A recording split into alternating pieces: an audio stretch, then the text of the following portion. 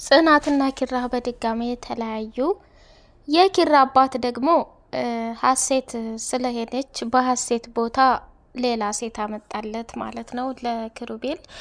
የድሮ ፍቅረኛው ናት፣ የወዳታል፣ ያፈቅራታል።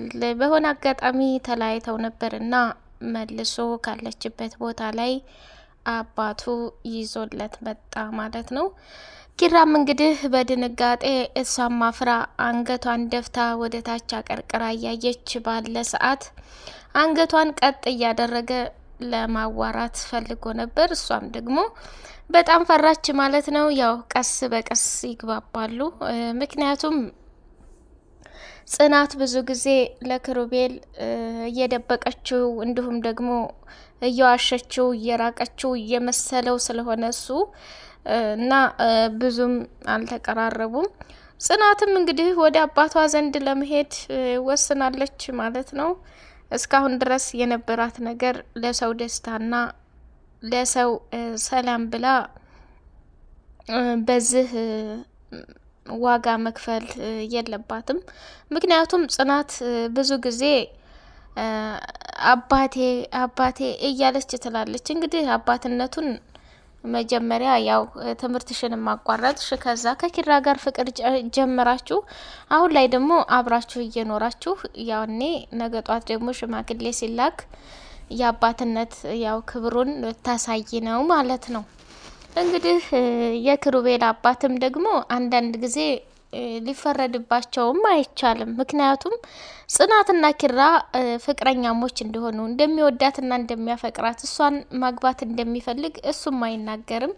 እሷም ደግሞ የኪሩቤል አባት ይሄን አድርጊ እንደዛ አድርጊልኝ ብለው ሲሏት እሺ ነው የምትለው እና ስለዚህ አይ እኔ ከኪራ ጋር ፍቅር ጀምሬያለሁኝ ወደፊት ልንጋባ ወስነናል ብላ ብትል ሌላ ሴት በመካከል አያመጣም ነበረ። የኪሩቤል አባትና እናት እንግዲህ የልጃቸውን ደስታ ይፈልጋሉ። ልጃቸው ደግሞ አግብቶ ወልዶላቸው ወግ ማድረግን ይፈልጋሉ ማለት ነው። አባትየው እንዴት ተናገረው እንግዲህ መስተመጨረሻ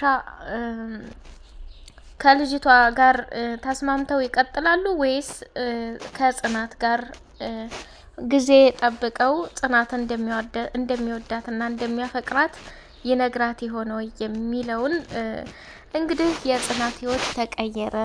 ከቤት ሰራተኝነት እማዋራ ሆነች እያልን ደስ ሲለን በስተመጨረሻ እሷ ደግሞ የተደበቀውን ነገር የእናቱን ህመም ሳትነግረው እየራቀችው እየመሰለው ይገኛል ማለት ነው። አሰላሙ አለይኩም ወራህመቱላሂ ወበረካቱ። ውድ የተከበራችሁ የቻናሌ ቤተሰቦች የጽናት ድራማ እንደቀጠለ ይገኛል ማለት ነው። ጽናት ሁል ጊዜ ድብቅና የሰውን ደስታ ለመሙላት እንዲሁም ደግሞ በድርቅና የምትወደውን ፍቅር በዳግመኛ እያጣች ትገኛለች ማለት ነው። ሰኒ ደግሞ የእህቷ ባል ቤተሰቦች በእሷ በኩል ሊያጠቋትና ችግር ሊያደርሱባት በመሆኑ እያስፈራሯትና አንቺን ቤትም ብለን አግኝተን የእህታችንን ወረቀትም ሆነ ማስረጃ ፋይል እንቀበልሻለን እያሏት በጣም እያስፈራሯት ትገኛለች ማለት ነው። እንግዲህ የሰኒ ውሳኔ ምን ሆነ? ቤቷን ትታ ወደነ ጽናት ቤት ለመኖር ወስናለች። እንግዲህ ያው ሰኒሻ ደግሞ ተኪራ ጋራ ከተጣበሱም ያው እንግዲህ አዲሷ ልጅ ትወጣለች። ጽናት ደግሞ ጓደኛዬ እህቴ ብላ ያለቻት አስቢበት ማለት ነው። ምክንያቱም መሩ በጣም ጠንካራና በቃ ማዘሩንም የምትአከብር ለናሆሜ ያላት እጅግ በጣም አስተሳሰቧ ለቤተሰቦቿ የሱንም የራሱንም የሚፈልጋቸውን ነገሮች ጠብቃ የምትጓዝ ናት። አንዳንዴ ጤና ለመኖርና መታመም ከቤተሰቦች ተትዳር ከምንወደው እሱ ቢወደን እነሱ አይቀበሉም ለልጃቸው ሲሉ ጥላቻ ያሳድራሉ የሚለው ስሜት ያድራል ማለት ነው። እኔ ግን እንደው ሳይጋቡ አንድ ላይ መሆናቸው ሳያንስ በቃ ልጅ ይሉታል ማለት ነው።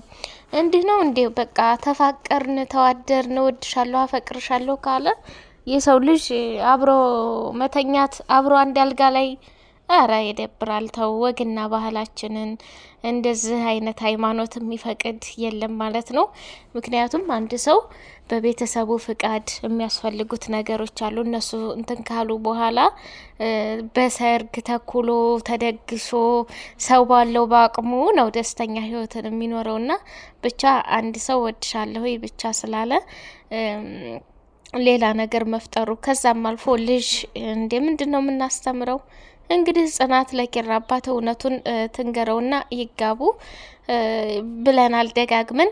ዛሬ ላይ እንግዲህ የኪራ አባት ልጁን ስለሚወድና ስለሚያከብር ሴት እየቀያየረ እያመጣለት ነው።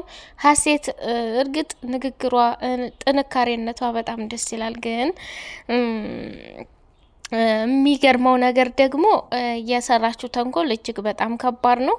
እሱም እያወራት ነበርና የሰርግ ጥሪ አድርጋለት ስለ ሀሴት እያወራ ባለ ሰዓት ጽናት ደግሞ በቅናት እንጭርጭር ብላ አኩርፋው በመከራ ነው ማለት ነው እንግዲህ እንትን ያላትና ብቻ ከባድ ነው።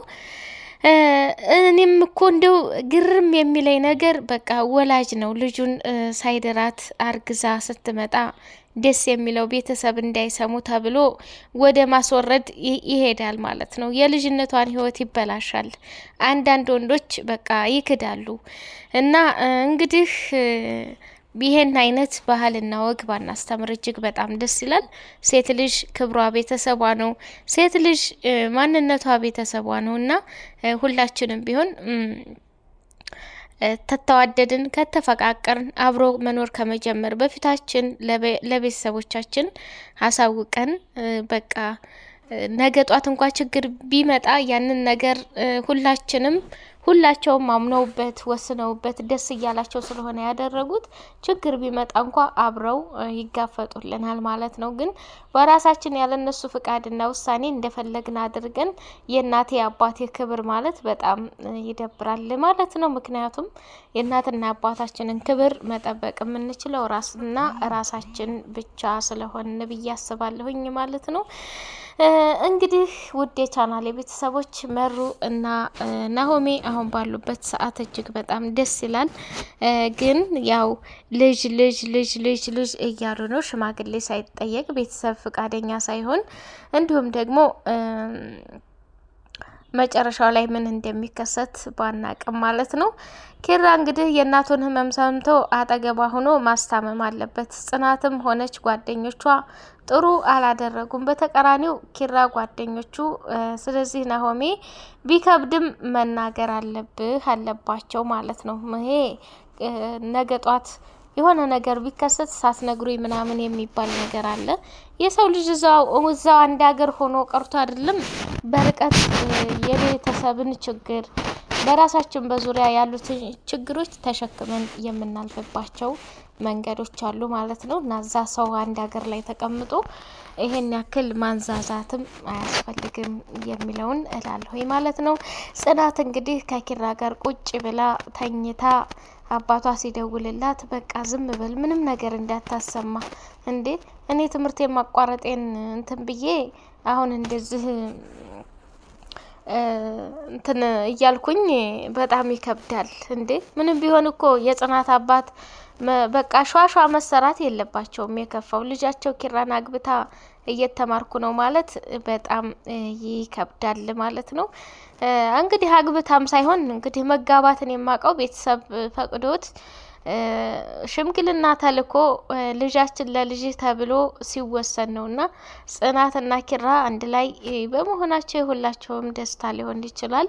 ግን ትምህርት ምንድነው? አንዳንዴ ለማህበረሰብ ያስተማር ነው፣ አንዳንዴ ለትውልድ ያስተላለፍነው ነገር ምንድነው የሚለውን ነገር ራሳችንንም መጠየቁ መልካም ይመስለኛል ማለት ነው። ነገ የኛን ቦታ ያዙ፣ እኛ እየሆን ያለውን ነገር እናንተን ሁኑ እንደማለት ነውና ቀለበት ሳታስሩ አብራችሁ የምትተኙት አይ ናሆሜ ልጅ በቃ በጭቃ ጠፍጥፈው የሚሰራ ይመስላችኋል አይደል? እንደው ድራማም ቢሆን እኮ ይሄ ድራማ ትምህርት ማለት ነውና ለህዝብ ጥሩ ነገር ብናስተላልፍ እጅግ በጣም መልካም ይመስለኛል ማለት ነው። ውድ የቻናሌ ቤተሰቦች በቀጣዩ ፓርት በጉጉት እስከምንገናኝ ጽናት እውነት ለመናገር ወደ ቤተሰቦቿ ሽምግልና እንዲላክ ታደርግ ይሆን ወይ እንዴ? ቤተሰብ ሳያቅ አብሮ መኖር ቀለበት ሳያደርጉ ይሄንን አስተማሪ እንዳታስተምሩ በቃ ብታደርጉትም ጥሩ እንደ ባህላችን ምክንያት ለወጣቶቹ ትምህርት ይሆናል እንጂ በዚህ ልክ መሆን የለበትም ማለት ነው። እንግዲህ ጽናት ለኪሩቤል እውነታውን ተነግረው ይሆን ወይ እንዲሁም ደግሞ በስተመጨረሻ መሩና ናሆሜስ ሽምግልና ይልኩ ይሆን ወይ? እንግዲህ የኪራና የጽናት ፍቅር እውነተኛ ህይወታቸው ይመስላል። የመጀመሪያ ክፍል ላይ አብረው የተኙት እንደዛ ነበር። የምሩና የናሆሜ ግን ለድራማ በቃ ምንጊዜም ሲተኙ ከነ ልብሳቸው ነው ማለት ነው። ያው ቀስ እያለ ነው ብዬ ነው። ወይ ጉድ! እሺ እንግዲህ ጽናት በስተመጨረሻ አባቷን ያው ትምህርት እየተማርኩ ነው እያለች ነው። ኪራን ላገባ ብላ ሽማግሌ ስትልክ ምን አይነት ስሜት ይሰማቸዋል? የኪሩቤልስ አባት ጽናት ጋር እንዲጋቡ ይፈቅዱ ይሆን? ኪራስ እውነታውን ሰምቶ እናቱን ያስታመም ይሆን የሚለውን በጉጉት የምናይ ይሆናል። እስከዛውን ድረስ ሰላም ለሀገራችን።